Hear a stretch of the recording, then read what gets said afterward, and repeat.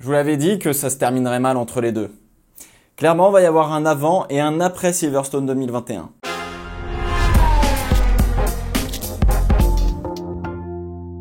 Salut tout le monde, bienvenue dans le Fast 5, 5 réactions sur le Grand Prix de Grande-Bretagne 2021. C'est parti.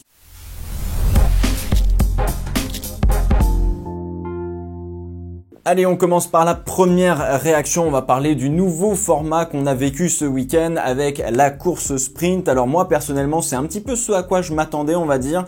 Mais clairement, je pense qu'il va falloir un peu retravailler le concept. Heureusement finalement que Fernando Alonso et d'autres pilotes ont mis des pneus soft pour faire le spectacle, sinon on se faisait chier de ouf honnêtement. Si tout le monde met les médiums, en particulier à Silverstone où on a du mal à suivre, on allait avoir très peu de dépassements comme pour le début du Grand Prix qu'on a eu puisque tout le monde est parti en médium sauf Perez qui partait en hard. Bref, en vrai c'était assez sympa, on a vu des pilotes à l'attaque tenter pas mal de choses, mais on a vu que se suivre dans les virages rapides, etc., finalement ça arrangeait rien, peu importe le format, donc c'était un peu compliqué. En soi, moi personnellement j'ai plutôt kiffé ce format, j'ai plutôt kiffé le week-end, mais il faut vraiment y mettre des ajustements car finalement les pilotes comme Gasly qui foirent la FP1, foirent l'entièreté du week-end. Vous pouvez aller voir ma vidéo que j'ai fait sur le sujet, je propose justement une piste on va dire d'amélioration. Forcément, pendant la course sprint, celui qui a le plus brillé, c'est Fernando Alonso. Faut qu'on en parle. Fernando Alonso qui a fait un week-end exceptionnel, très clairement. Le départ absolument canon lors de la course sprint. Il est à montrer dans toutes les écoles de pilotage. On a retrouvé, moi j'ai retrouvé un Fernando Alonso des années 2003, 2004, 2005, incisif, etc. Bref, franchement le grand kiff. Ça se voit aussi que lui, il a kiffé en tout cas. Et puis surtout, l'intelligence de course qu'on n'avait pas vu depuis longtemps, très longtemps, parfait. Les défenses, les attaques, toujours au bon moment. Il sait quand est-ce qu'il faut laisser passer, quand ça vaut le coup de défendre. Bon, alors forcément sur la partie Grand Prix, on va dire, ça a été un petit peu la sauce avec son arrêt au stand. Honnêtement, il peut pas faire mieux que P7.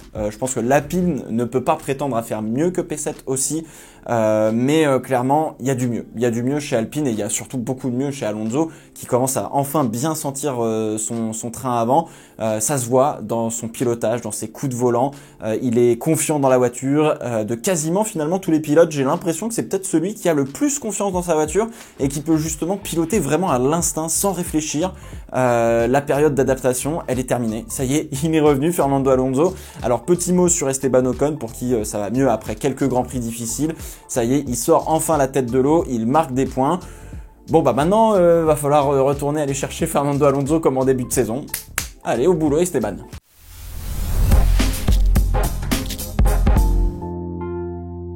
Deuxième réaction, on va parler d'un pilote pour qui ça a été compliqué et qui montre que ce format de week-end ne tient qu'à un seul petit fil et à rien du tout. Il s'appelle Sergio Pérez. Oui, Sergio Pérez, pour lui, ça a été assez compliqué. Une qualif le vendredi, bof.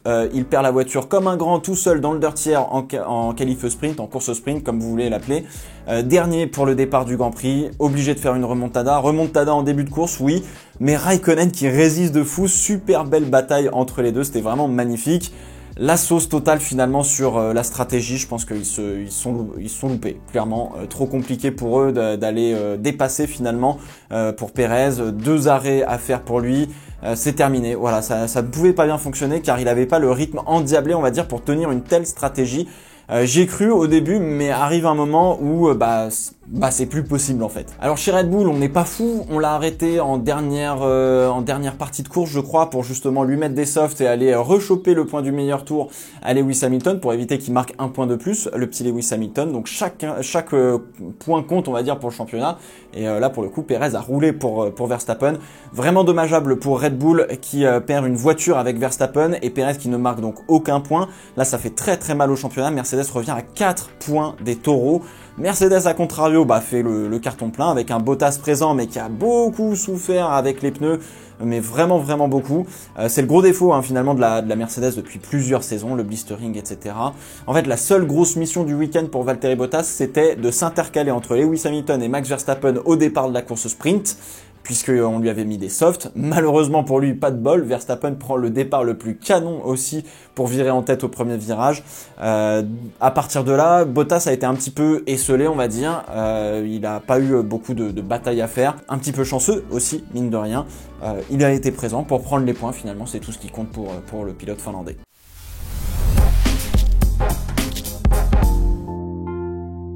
Troisième réaction, on va parler des McLaren et des Ferrari. Oui, ça fait ultra plaisir, encore une fois, de les voir aux avant-postes, de pouvoir être opportunistes, d'aller chercher les bons points qu'il faut, etc. On a une impression finalement qu'elles se sont rapprochées des numéros 2 de Red Bull et de Mercedes.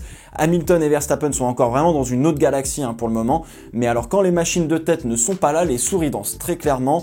Grâce à un très bon start, ça passe d'abord Bottas pour Leclerc. Norris passe Bottas sur le deuxième start. Bottas qui a perdu beaucoup de place, c'est dommage pour lui.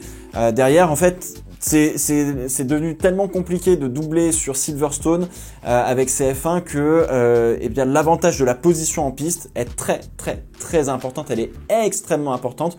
Donc à partir du moment où tu doubles Bottas, t'es quand même très bien parti pour ta course, pour ton relais, voire pour peut-être aller chercher un podium. Coup dur justement pour Norris avec un arrêt raté qui le met totalement dans la sauce. Est-ce que c'est sur cette erreur de l'équipe que le podium s'échappe peut-être, a priori, je sais pas. Mais les Mercedes étaient vraiment dans un très gros rythme sur la deuxième partie de course sur les hards. Ça fait assez mal. La sauce aussi pour Carlos Sainz sur l'arrêt au stand, terrible. Très dur pour Sainz qui faisait une belle course, un très beau week-end malgré l'accrochage avec Russell en course sprint. Il finit derrière Ricciardo alors qu'il aurait dû finir devant, là aussi, erreur de chez Ferrari. Du mieux pour Ricciardo qui est enfin dans la bataille proche avec les Ferrari, dans le rythme de Norris ou pas très loin. En tout cas, c'est serré au championnat. Le premier qui flanche fait absolument tomber l'équipe. Ça, c'est clair et certain. C'est pas encore joué entre McLaren et Ferrari, mais en tout cas, ça annonce encore une fois une belle deuxième partie de saison et alors ça, c'est top.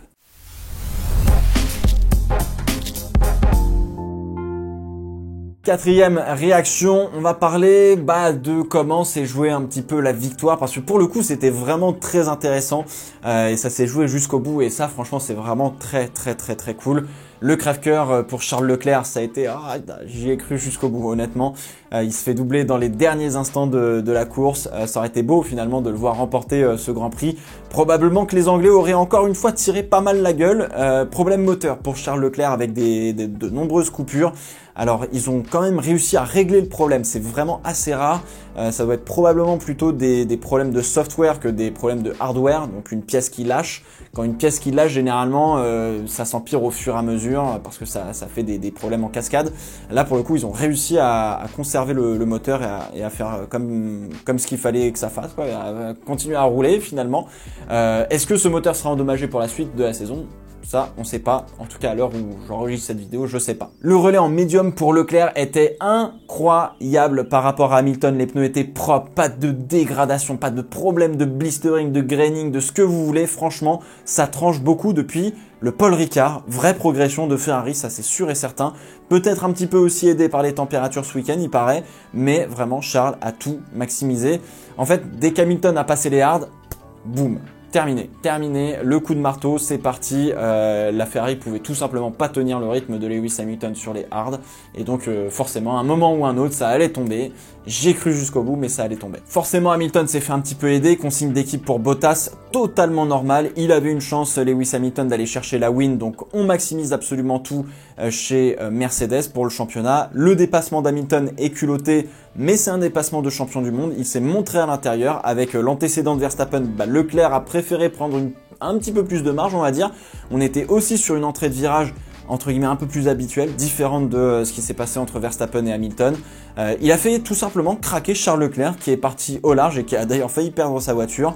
Alors même si sous le casque avec le bruit du moteur etc, ils doivent pas entendre la foule de fous, je trouve honnêtement que les spectateurs, enfin moi j'ai senti que les spectateurs en tout cas jouaient beaucoup sur la perfo, sur la perfo des pilotes britanniques en tout cas, en particulier de Lewis Hamilton, beaucoup plus maintenant qu'avant le Covid. Je pense que le fait qu'il y ait eu le Covid et qu'on n'ait pas eu de spectateurs pendant une saison un peu plus presque et demie on va dire, je trouve que ça joue beaucoup. Donc tant mieux, c'était cool. Franchement c'était vraiment très cool.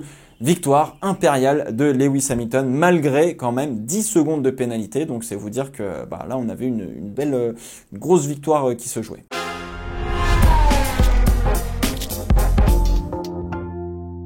5e réaction, je sais que vous êtes venus là pour ça. Enfin, on va en parler. Le crash entre Lewis Hamilton et Max Verstappen pendant le premier tour.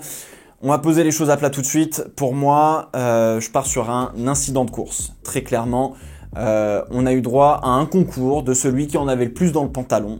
Ça, c'est juste pas bien terminé. Voilà, tout simplement, les deux ont des torts, les deux ont aussi des raisons, et on va essayer de décortiquer un petit peu tout ça. Dans la ligne droite de Wellington, là, on savait que ça allait potentiellement mal se terminer. Il y a presque touchette, mais je mets pas une feuille de papier entre les deux voitures, donc les mecs étaient déjà très chauds.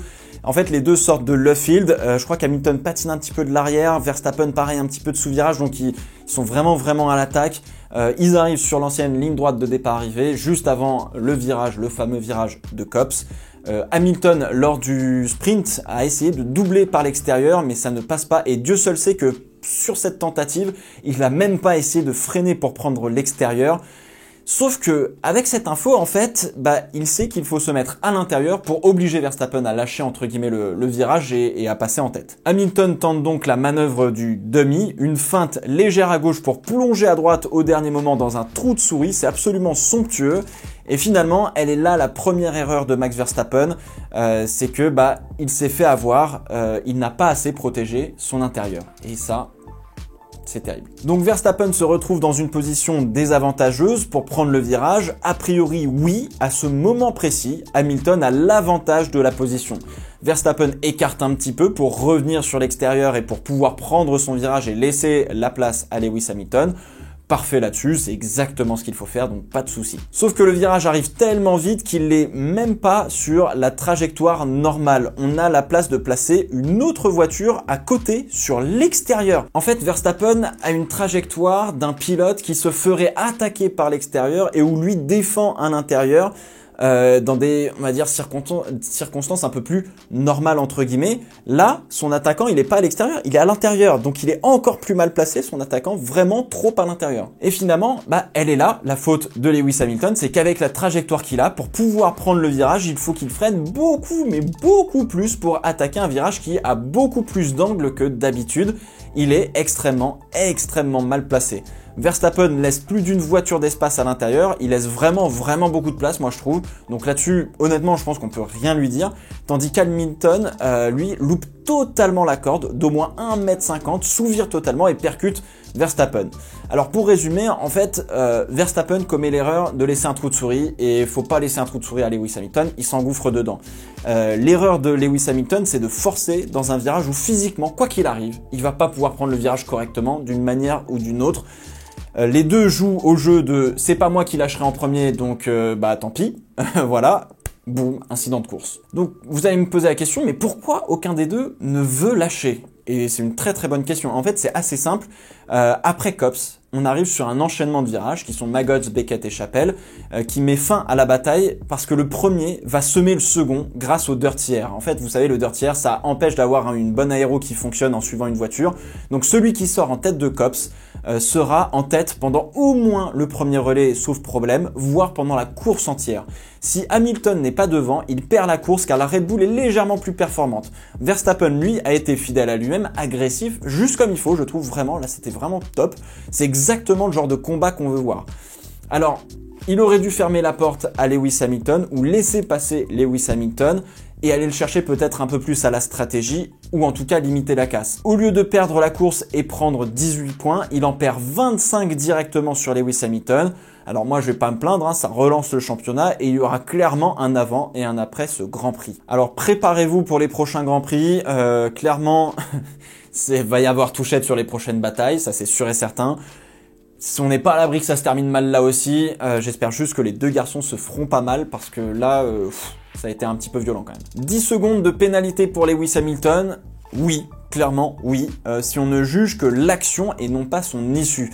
En fait, la vraie question, et alors là, la FIA s'est encore mis dans la sauce elle-même toute seule, c'est fatigant. Est-ce qu'on juge seulement l'action ? Est-ce qu'on juge les conséquences de l'action ou est-ce qu'on juge les deux? Parce que c'est pas la même chose. Parce qu'envoyer un pilote à au moins 230 km/h dans le mur, possiblement le blesser et détruire totalement sa voiture qui va coûter plusieurs millions à reconstruire, non, clairement, ça vaut pas 10 secondes si en plus tu gagnes le Grand Prix. Mais c'est aussi le risque, j'ai envie de vous dire, c'est ça aussi la course, et il faut qu'on l'accepte. Il faut qu'on accepte que ça peut mal se terminer, que ça peut se terminer dans le mur. Voilà, vous me direz ce que vous en pensez dans les commentaires, évidemment, de cet accrochage Hamilton-Verstappen.